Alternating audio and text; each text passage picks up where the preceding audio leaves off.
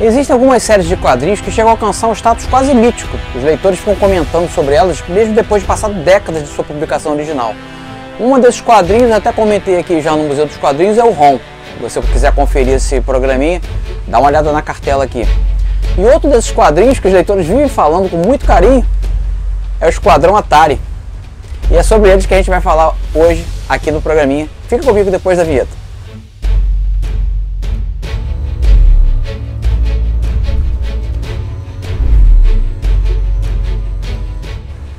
Fala aí, gente, tranquilo? Bem-vindo de volta ao Museu dos Quadrinhos aqui do curso Gico HQ. Eu sou o Jorge, mas pode me chamar de Gico. E no programa aqui a gente vai falar sobre o Esquadrão Atari. Lembrando que o nosso canal é um canal dedicado à cultura pop, né, assuntos nerds em geral, mais voltados para nostalgia. Então a gente vai relembrar grandes clássicos do passado aí dos quadrinhos da Marvel, da DC e de todas as outras editoras aí. Não importa, o importa é que se o quadrinho é bom a gente comenta, tá? Além disso a gente faz programas também sobre séries de TV, animações, filmes, enfim, tudo que foi bom aí no passado que merece ser rememorado, tá bom? Além disso nós damos dicas de desenhos, aqui tem a playlist de aulinhas de desenho aqui do curso, então se você quiser explorar as nossas playlists, fica à vontade, a casa é toda sua. Mas o motivo do vídeo de hoje, que eu já havia prometido no vídeo anterior, é o Esquadrão Atari, esse quadrinho que é tão bacana, né, cara? A galera lembra com tanto carinho. Então eu fui fazer o quê? Eu fui pegar os meus quadrinhos em formatinho, ele saiu aqui no Brasil na Heróis em Ação e depois migrou para Super Amigos, que foi uma fusão da Heróis em Ação com a revista do Batman e virou esse almanacão aqui legal. Mas acho que cabe, antes da gente entrar na história em si, da publicação e sobre o que trata esse título, vale voltar um pouquinho e falar dos bastidores da criação desse quadrinho. Bom, o quadrinho foi escrito pelo Gary Conway e desenhado pelo Garcia Lopes, nosso querido José Luiz Garcia Lopes, um cara que está com certeza aí no meu top 5 de desenhistas. O cara, além de ser um desenhista de mão cheia, é uma pessoa super agradável. Tive o prazer de encontrar e bater um papo rápido com ele numa dessas Comic Con da vida aí. Mas o cara é um doce, um senhor, gente finíssima e talentoso demais da conta. Então o panorama era o seguinte: a Atari estava fazendo sucesso, aliás, estava quase já na sua derrocada, então estamos falando aqui no comecinho dos anos 80, 82, 83, já tinha começado a surgir alguns problemas na empresa, então eles adotaram algumas estratégias de marketing para poder alavancar a venda dos jogos, né? Uma dessas estratégias foi a criação de diversas histórias em quadrinhos, utilizando o logotipo da empresa e onde personagens foram criados para poder trazer um conteúdo a mais além dos jogos, né? Então o Garcia Lopes foi convocado pela DC Comics, foi feita uma parceria no caso da Atari, da empresa Atari, com a DC Comics, para poder criar esses quadrinhos. Então a primeira iniciativa não foi exatamente esse quadrinho publicado aqui, aconteceram algumas coisas antes disso aí. Então uma dessas coisas, que inclusive eu fui descobrir só pesquisando para o vídeo, foi uma graphic novel chamada Star Riders, que era baseado num cartucho de videogame da Atari. É uma história de ficção científica e o Garcia Lopes ficou responsável por fazer o desenho e as cores. Até uma coisa inédita a gente vê a cor do Garcia. Ele trabalhou com lápis de cor, parece que aquarela, Ecoline também. Não dá para colocar exatamente o que ele usou ali. Eu vou passando aí nas imagens, vocês vão conferindo essa primeira, que foi inclusive publicado no formato de graphic novel e foi a primeira graphic novel da DC Comics. Então vocês conferem aí que arte maravilhosa, e foi a primeira vez que a Atari usou do recurso de quadrinhos, né, e do seu nome inserido aí para poder trazer um conteúdo diferente, além dos jogos, né, o conteúdo dos jogos da época aí, dos famosos cartuchinhos dele lá. Bom, essa primeira iniciativa aí, que sairia como uma revista nos moldes mais ou menos da Heavy Metal, com revistas, capítulos seriados, revista de formato magazine mensal, isso aí acabou mudando. Então eles lançaram como graphic novel e, além disso, eles lançaram também uma série de revistas em formatinho que vinha encartado com os cartuchos de videogame da época. Essa série também do Esquadrão Atari, aí, Atari Force, que se chamava nos Estados Unidos, essa era distribuído gratuitamente, né, vinha encartado, e isso não foi publicado no Brasil. Porém, você pode dar uma conferida tanto na graphic novel quanto nesses quadrinhos da Atari, eu vou deixar o link aqui na descrição do vídeo, eles estão em sites de colecionadores, então você pode ler, tá em inglês, tá? Mas você pode ler todinha lá na íntegra, tanto a graphic novel quanto essa série, vamos dizer assim, a pré-Esquadrão Atari, que a gente veio a conhecer e gostar tanto, que foi publicado aqui pela Editora Abril. Então essa primeira versão aí do Atari Force, que saiu, foram 5 revistas em formatinho com 50 páginas. A equipe criativa era o Gary Conway e tinha desenho do Ross Andrew e também tinha desenhos aí do fera Gil Kane. Então a arte, eu conferi também esses quadrinhos aí, conforme eu coloquei no link, vocês podem dar uma olhada. A arte é bem legal e tem um clima assim meio de Star Trek, né? A equipe viajando entre planetas e cumprindo missões assim, tipo o Monstro da Semana. Bem diferente do que foi apresentado depois na Atari Force. No último capítulo dessa série então de quadrinhos, de formatinhos que foi distribuído de graça, vinha assim breve a nova Atari Force, que já era o plano da DC Comics de lançar então esses personagens com uma venda mais voltada para o público em geral, ou seja, nas lojas de quadrinhos, etc. Aí essa revista sim saiu já em formato americano e foi essa versão do Esquadrão Atari que chegou aqui no Brasil. E chegava bem rápido, tá? Porque a revista aqui, a Heróis em Ação, número 2, quando os personagens estrearam, ela é, se não me engano, de 85, 84. E o quadrinho também era publicado lá em 83 e 84. Então, diferente do que costumava acontecer aqui no Brasil, o lapso de tempo entre a publicação americana e a publicação brasileira era bem pequenininho, né? Isso aqui a galera pirou quando saiu. Eu fiquei, confesso que é uma mistura de aventura e ficção científica que lembra muito o clima dos filmes tipo Guerra das Estrelas, alguma coisa de Star Trek também, de uma equipe meio heterogênea. Então a gente tinha aqui uma mulher muito forte, uma coisa diferente, é difícil na época, né, uma personagem feminina uma personalidade forte, uma personalidade vibrante, ela chamava muita atenção, belamente desenhada pelo Garcia Lopes, que é a Dart, ela está logo aqui na frente, ó, na capa.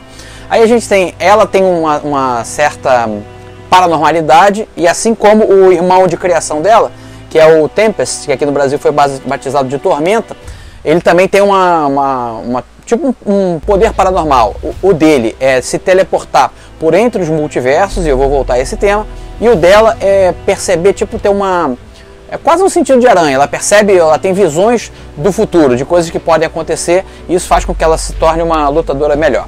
Vão vendo aí nas imagens estudos de personagem que ele fez. Ele era apaixonado por esse quadrinho, ele disse que ele ficou 12 números só. Desses 12 números ele desenhou 10 e 2 foram desenhados pelo Ross Andrew e ele arte finalizou.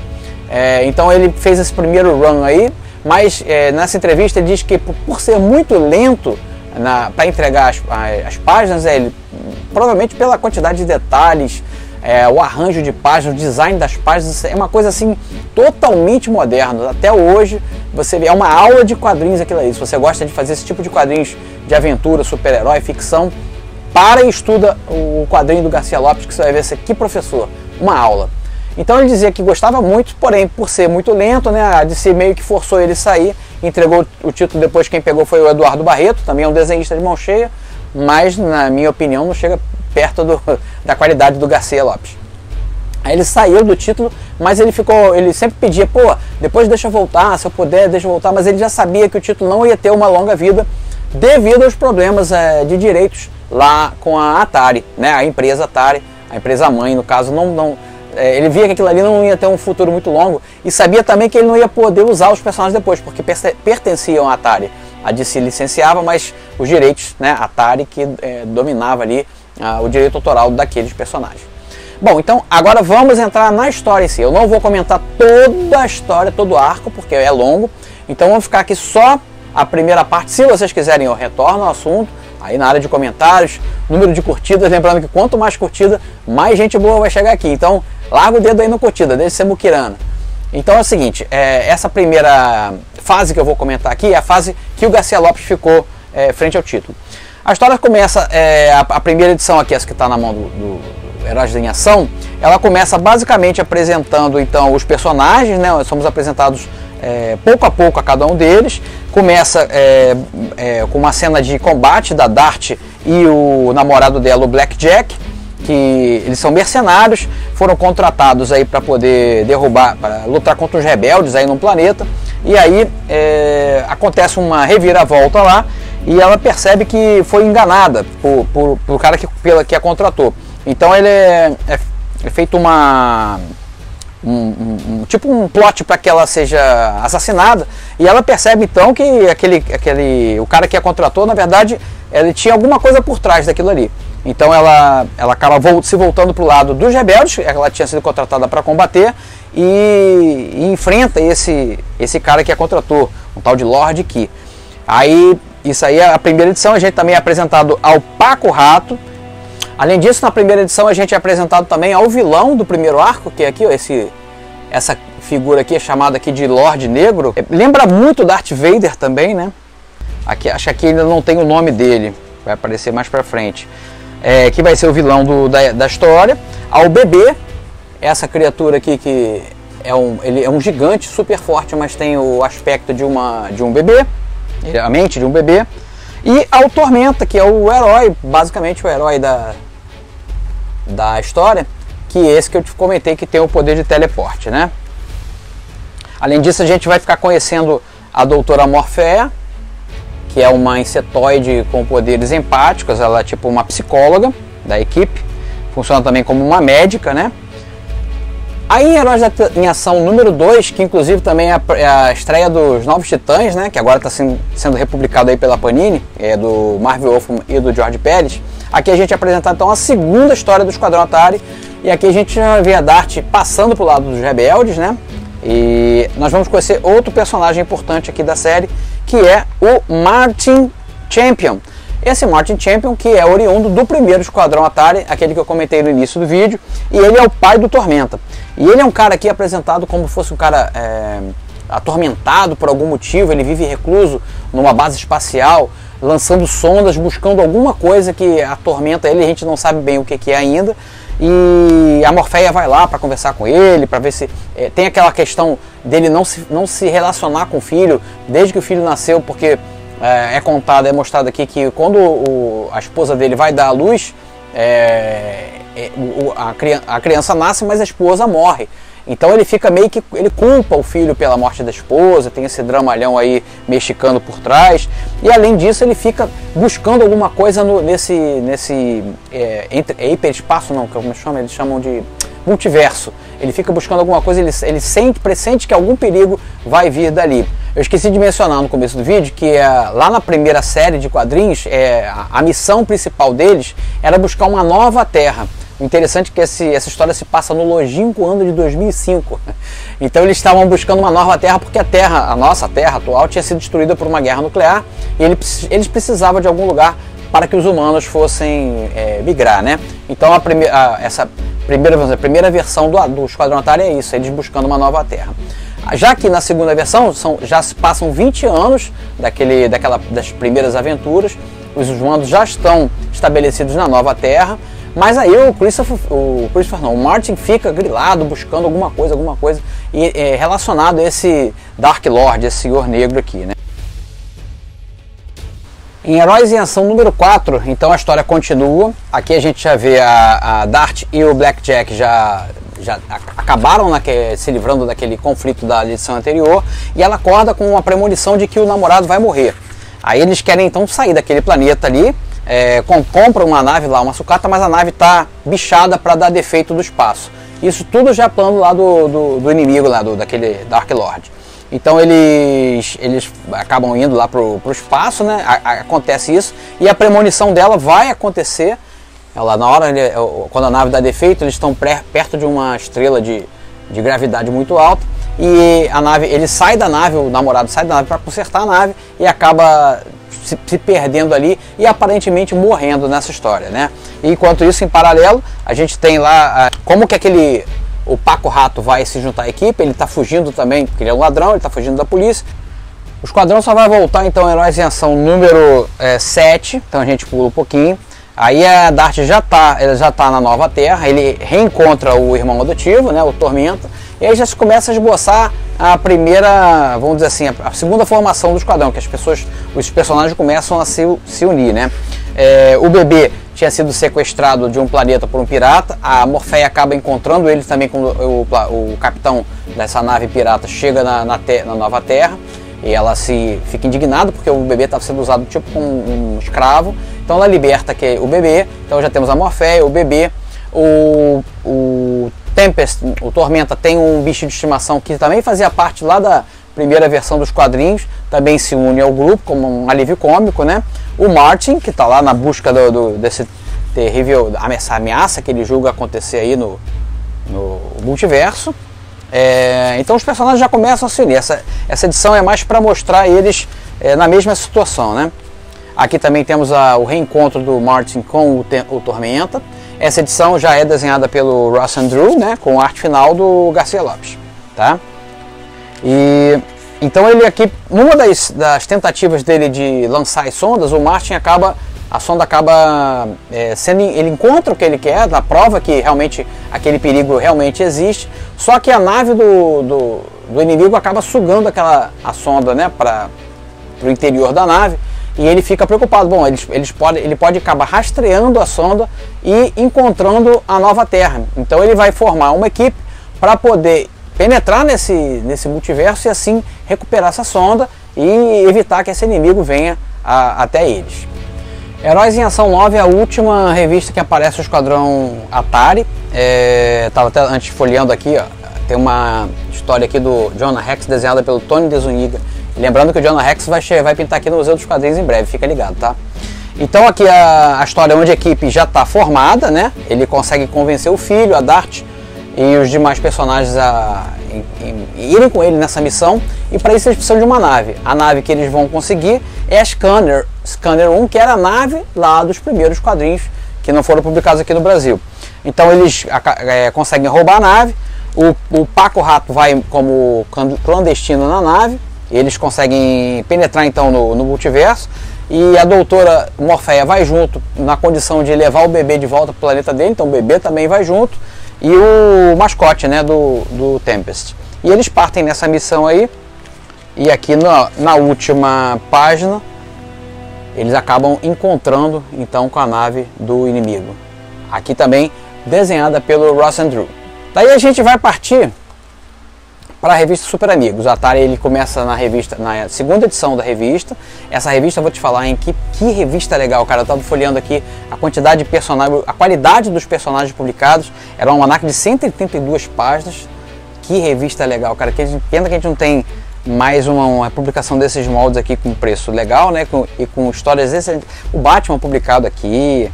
Tinha Lanterna Verde, Arqueiro Verde, do Neil Adams, cara, muita coisa boa. E o Guerreiro também, e o Esquadrão Atari, né? Então vamos lá para a primeira página aqui. O Esquadrão ganha logo a primeira página. Então eles estão lá já perto, né, da próxima nave do Destruidor Negro. Destruidor Negro é o nome do personagem. E aí o Tempest o Tormenta é convocado aí para uma missão de reconhecimento, só que ele cai dentro logo aonde que tá todos os tipo a sala de recreação, alguma coisa assim. Aí, cara, é muita gente, a gente não vai conseguir derrotar esses caras todos.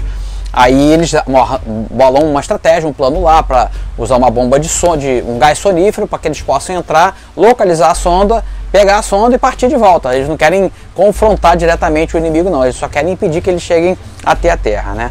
Então eles traçam esse plano aí, só que o plano dá todo errado, né? Tudo dá errado. A Dart aqui já está num sonhos premonitórios, vislumbrando aí que o Tempest vai ser capturado, né? Aí, mas não dá nada, tá tudo errado. Ó.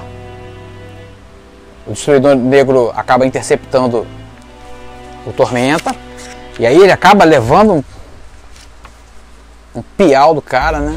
Tudo, a Dart fica assistindo aquilo lá do duto de ventilação e não pode fazer muita coisa, né? Porque tá em menor número.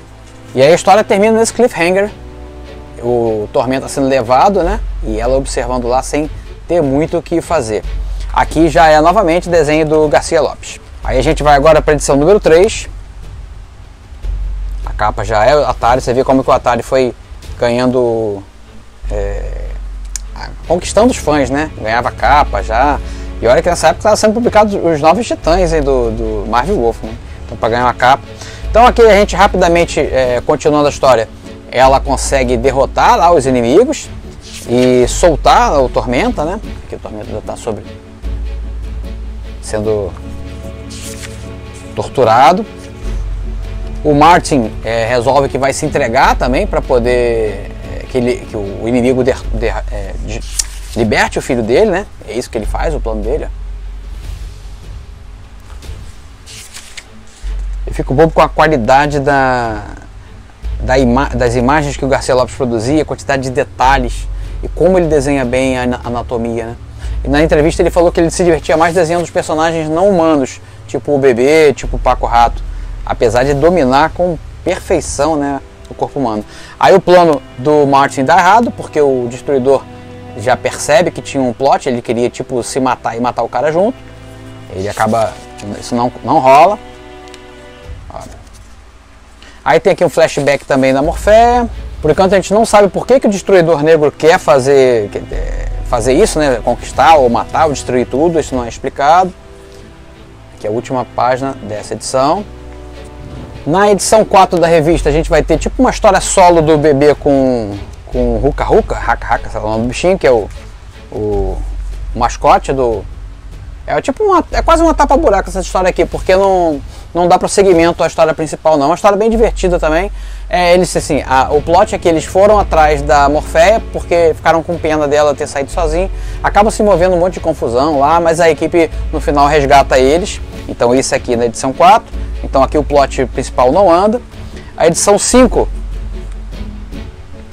capa do Guerreiro. E nessa edição tem uma surpresa.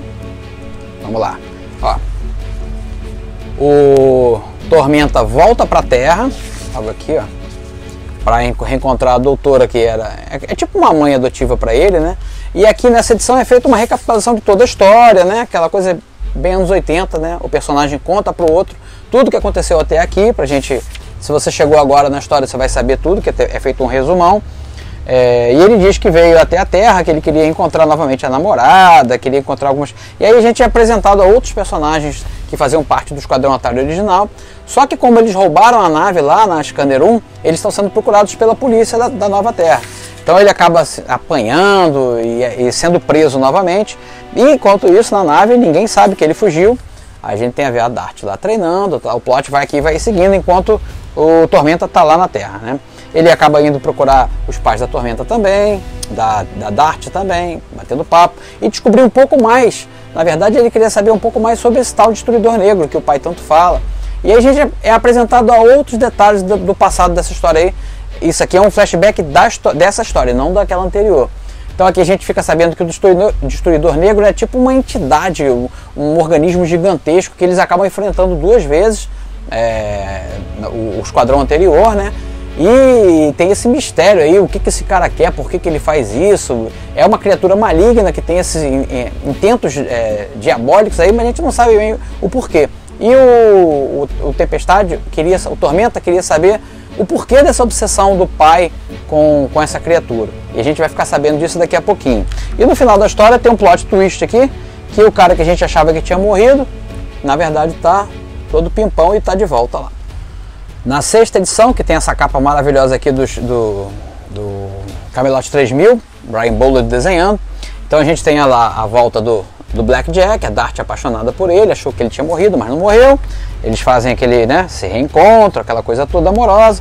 E lá na Terra o Dart continua apanhando, ele continua, né, procurando os integrantes do esquadrão Atari anterior para poder descobrir mais sobre o passado lá do Destruidor Negro. E aqui, ó, acaba sendo traído pelo médico da equipe, né? E é preso, tá? Estamos quase chegando ao final do arco. Aqui tem aqui a edição 7 e 8. O 7, a gente acaba descobrindo que o Blackjack, na verdade, virou a casaca. E ele estava sendo controlado mentalmente aí, através de um dispositivo que causava dor, pelo Destruidor Negro. Ele acaba alterando a rota da nave do esquadrão Atari para ir de encontro a ele. Aqui, ó. Aqui a gente vê a cena dele mudando, modificando lá a rota. E aqui a gente vai saber então o porquê da verdadeira obsessão do Martin com esse Destruidor Negro. Então aqui a gente fica entendendo que a mulher dele não morreu por conta do parto, e sim porque esse Destruidor Negro que eles haviam atirado e matado numa das aventuras lá dele anteriores, esse cara, essa criatura conseguiu lançar a sua consciência. Essa consciência vai penetrar no corpo da mulher dele durante o parto, tira material genético dela e, plot twist, cria um corpo igual o do Martin.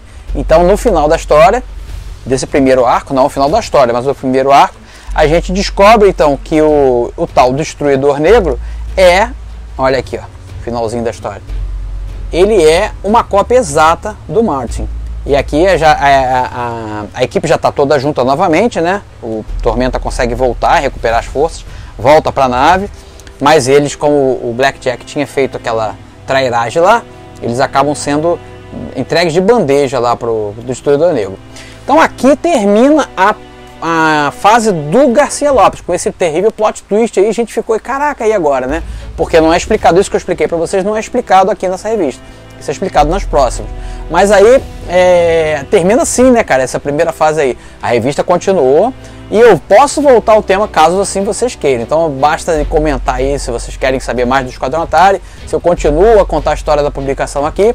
Então vai ser um prazer reler. Aliás, eu reli isso tudo hoje, foi muito bom, meus formatinhos aí, peguei, comecei a reler tudo, li de uma tacada só. Sabe o que eu fiquei imaginando? Que isso daria uma excelente série da Netflix, cara. O plot é muito legal, assim, me lembrou um pouco essa nova versão do Perdido no Espaço, sabe? Ele sempre em perigo, sempre saindo enrascado, atrás de enrascado.